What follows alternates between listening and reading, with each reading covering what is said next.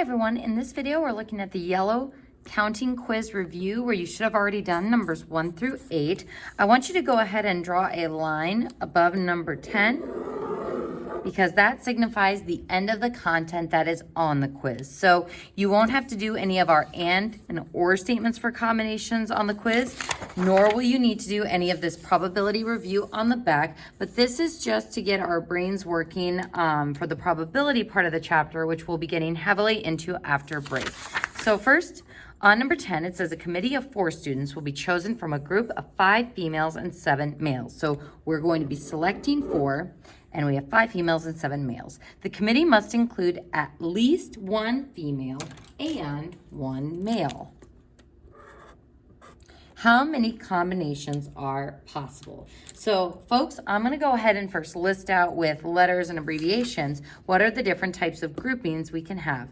We can have at least 1 female and at least 1 male. So let's start with 1 female, which means the other 3 have to be male. So 1 female and 3 males.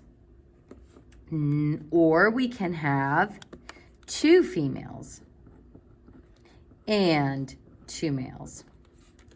Or we could have 3 females and 1 male. But we can't have 4 females and 0 males because there needs to be at least 1 of each. So these are our different combinations that we can have. The ands mean we are going to multiply those possibilities together, whereas the or means we will be adding. So we're going to find all the possibilities of having this amount of females and males, and we're going to add that to the combinations for the rest. So this would be, if I want 1 female and there are 5, combination 5, choose 1, times combination 7, choose 3. Plus, for the or, 2 females, so I'm going to use the same layout. It's just instead of picking 1, we'll be picking 2. Same with the males. Instead of picking 3, we will be picking 2. Add for the or. Then still 5 females, and I'm selecting 3 of them this time, and then multiplying that by the 7 males, which I will be selecting 1 from. So folks, using your calculator, again, don't forget those shortcuts that we have talked about. Once you type in that first combination, by going to prob, NCR, 5, choose 1, then you can do second, enter to copy paste that, and then you can multiply those and ones together. And this is going to make it a lot easier to do 2 at a time. That way you can simply replace those different R values on each of those. So my first and statement, when we multiply those, we get 175. Then I'm going to add that to second, enter. So I override the 3 with a 2, the 5 with a 2. That gives me 210. And then I add that to these combinations. Second, enter. 7, choose 1. 5, choose 3. Add that to 70, so 175 plus 210 plus 70 gives me 455 combinations. So again, just to reiterate, this type of problem will not be on the quiz you are taking today, but it is something that we will be continuing to practice after we come back from break. So moving on to the back page, again, not on the quiz, but something we will be starting now just as kind of a review, send off out the door. This is a probability review. So this is a review of what we did in the last unit, which was unit 8. Because what we are going to be doing when we come back is we will start incorporating the combinations and permutations in the context of probabilities. So starting with this first one, it says a set of 12 cards is numbered 1 all the way up to 12. Suppose you pick a card at random without looking. Find the probability of each event, write as a fraction in simplest form. And folks, actually, I want all fractions, all simplified on this entire page. So what's the probability of selecting a 5? Well, I can select a 5 in one way. So there's one way to select a piece of paper with 5 on it. Out of how many options? There are 12 outcomes, or 12 ways I can select a number. So ways to select a number. Number 2, the probability of selecting a 6 or an 8. So this is where we get into our union rule and what we talked about with probabilities in the previous chapter. So the probability of selecting a 6, I've got a 1 in 12 chance. Or means we're going to add that to the probability of selecting an 8, which is also a 1 in 12 chance. Folks, is there any overlap here, any intersection we need to subtract from these? No, because it's either a 6 or an 8. There is no intersection. It can't be both. So 2 out of 12, which we're going to reduce to 1/6. For 3 and 4, consider a family with 3 children. Find the probability of the family having all 3 girls given the firstborn is a girl. Folks, we're going to go ahead and start by listing the sample space for this one. So 3 children. We could have girl, girl, girl, boy, boy, boy.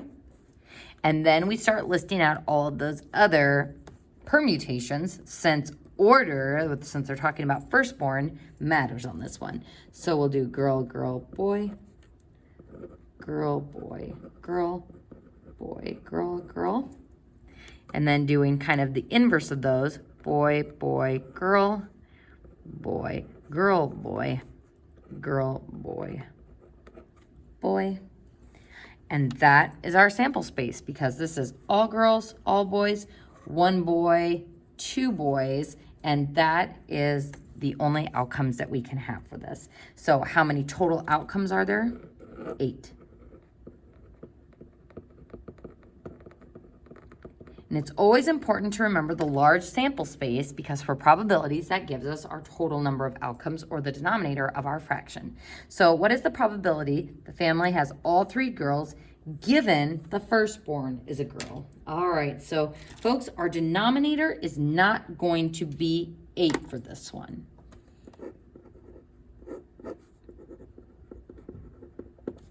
Because we have a given or conditional probability. So given the firstborn is a girl, narrows down our sample space. So given that the firstborn is a girl, I've got 1, 2, 3, 4 outcomes where that is possible. So there are 4 different ways where our firstborn is a girl, and the possibility that the family has all 3 girls, that is only 1 possible outcome out of that 4. So conditional probabilities narrow down the sample space. Number 4 says the probability of the family having exactly 2 boys given the firstborn is a boy. So given the firstborn is a boy, that would be these 4. So our denominator is 4 for this one. The family has exactly 2 boys. So this has 3, so that's not in. This is 2 boys, this is 2 boys. So a 2 out of 4 chance, which reduces to 1/2. Now on number 5, we've got a bag of marbles, 3 white, 4 orange, 5 yellow, and 8 black. So the probability of picking a white marble, first, what is the size of our sample space? Well, 3 plus 4 plus 5 plus 8, that equals 20 total marbles. So the probability of picking a white marble, that would be a 3 out of 20 chance.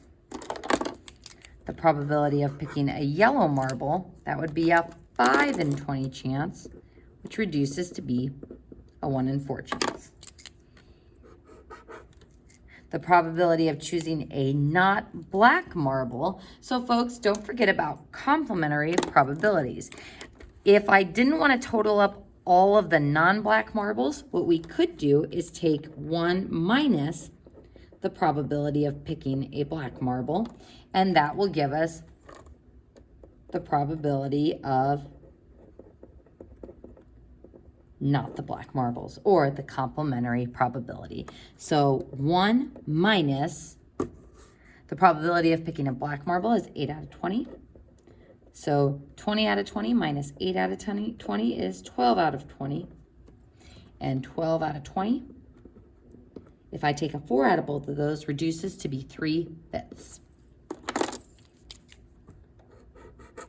Now on the next one, the probability of an orange or a yellow. So there's that or, so we're gonna be adding these probabilities together, but we don't need to use the union rule because none of these marbles are orange and yellow at the same time. So there's no intersection.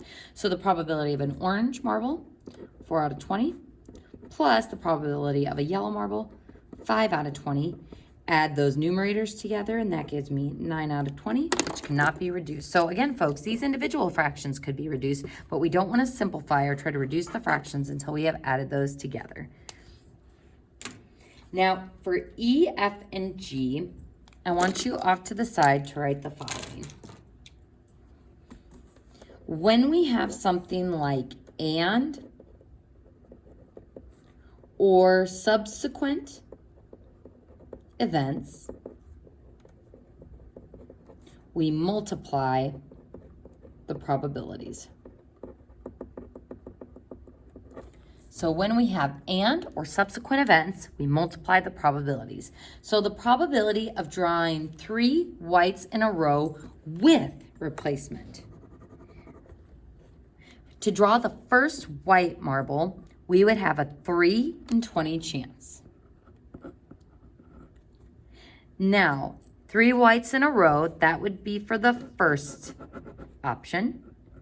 When I go to draw a second marble, there is a 3 in 20 chance of drawing that a white marble again. And then a 3 in 20 chance again. So because I'm always putting the marble back, that's what with replacement means. I take a white marble out, and if I put it back in the bag, then to draw the second one, there's still a 3 in 20 chance. So with replacement, I'm putting it back in the bag. And folks, when I multiply these, you can do 3 over 20 cubed, and math, enter, enter, will turn it back into a reduced fraction of 27 over 8,000. So don't forget about good old math, enter, enter to reduce your fractions. Now, F is where it gets tough. Put a star by this one. This is without replacement. So folks, if I start off with a full bag of marbles, I have a 3 out of 20 chance of picking a white one. Now, if I want to draw 3 whites in a row, once I have drawn the first white marble, then what is the probability of drawing the remaining white ones out of the bag? Once I have taken out a marble completely, there are now only 2 white marbles in the bag and only 19 total. So notice what happened here. The number of white marbles decreased and the number of marbles total decreased. So then if I go to find that third marble's probability of being white, if the second one was white and the first one was white, then for the third one, there is only 1 white marble left out of, I've already drawn 2, 18. So every item is decreasing here when it's without replacement. That means once I take them out, they are gone and I cannot draw them again. So when I go to multiply these on my calculator, 3/20 times 2/19 times 1/18 gives me, ew, a really disgusting number, math, enter, enter, 1 over 1,140. As you can see, it is a slim chance of that happening. So if I compare these decimals, this one is going to be smaller, so I have less of a chance of getting that item. All right, folks, so now we are going to go to G, which says the probability of drawing a black and then a yellow without replacement. So this is another tough one because it involves the without replacement. So once I take a marble out, that's going to affect how many of that color are left and how many total marbles we are looking at. So the probability of drawing a black marble and then a yellow without replacement. So the probability of drawing a black marble initially is 8 out of 20. Now, when I take out that black marble, how many yellow marbles are left to choose from? Still 5. Because if the first marble was black, then that has subtracted from the 8, not from the 5 yellows that we have. But how many total marbles do we have now? Only 19. So once I take out that first black marble, there are now only 19 total marbles left, but there are still all 5 yellows to choose from. And when I multiply this out, 8 20ths times 5 19ths.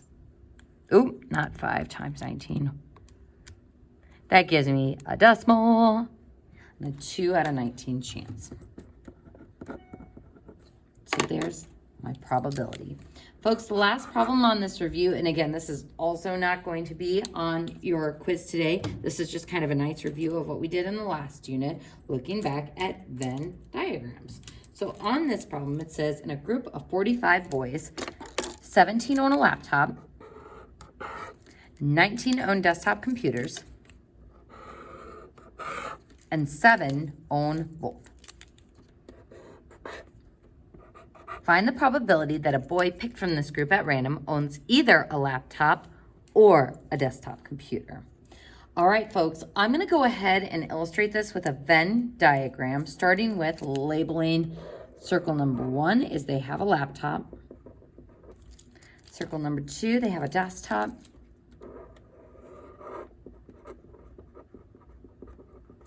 And then we've got our universal set, which is students that don't have either outside the circle. And then we would have our intersection. So remember, folks, if I wanted to fill out this Venn diagram, we start with the intersection. There are 7 students who own both, so 7 goes in the middle.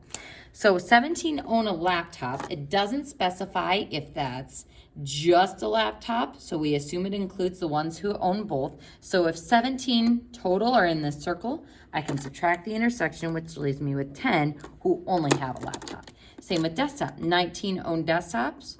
We subtract the 7 that own both. So 12 who just have a desktop computer.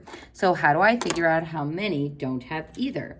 Well, we would take 45 minus 10 minus 7 minus 12, which would give me 16 left. So we now have all of our information organized on the Venn diagram, which nice review of the previous chapter, and I think it will help you figure out this problem. We want to find the probability that a boy picked from this group at random owns either a laptop or a desktop computer. All right, folks, so from the Venn diagram, if we want to know the probability of having a laptop or a desktop computer, we are looking for the union. So 10 plus 7 plus 12, which is equal to 29. Now that's how many students have either or, that's the union. But to find the probability, we take that divided by the total amount of students, which is 45. So 29 out of 45. Now, if you didn't want to do it using your Venn diagram, you could have used the union rule. The union rule says, what's your probability that they own a laptop? 17 out of 45. Probability that they own a desktop, that would be 19 out of 45. And then we subtract the intersection, which is 7. So remember, we don't have to do this subtraction when we're dealing with the Venn diagram because we're not double counting that intersection of 7. We are only stating it once. But since it's in both circles, when we're just looking at those initial amounts, we would have to subtract the intersection. So 17 minus 7 is 10, plus 19 is 29. So this also gives me 29 out of 45. So don't forget about the union rule and don't forget how to read your information off of a Venn diagram. And that concludes our review over probability.